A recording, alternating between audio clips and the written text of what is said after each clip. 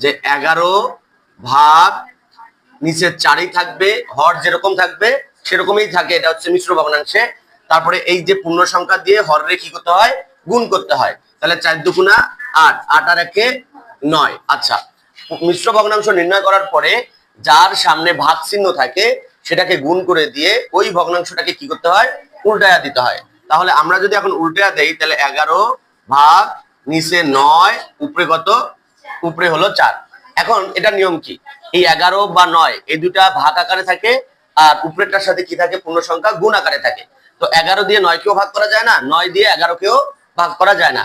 যদি ভাগ করা না যায় তাহলে আমাদের কি করতে হবে, পূর্ণ সংখ্যা দিয়ে এই উপরেরটাকে গুণ করতে হবে।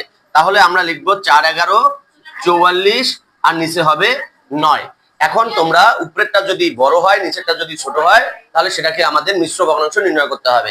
তাহলে আমরা যদি এটাকে ভাগ দেই তাহলে 9 দিয়ে 3 নং 27, 4 নং 36, 5 নং 45, তাহলে 4 দিয়ে যায়, 4 নং 36। এখন আমরা যদি এটাকে বিয়োগ করি তাহলে 14 থেকে 6 বাদ দিলে কত, 8, হাতে 1, এটার সাথে 1 যোগ করলে 4, 4 4 মিলে গেল, এখানে শূন্য নামে না।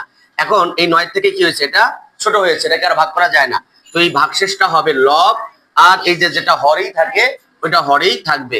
তাহলে উত্তরটা কোনটা হবে, উত্তরটা হবে 4 সমস্ত 9 ভাগের 8। কি বুঝতে পেরেছো?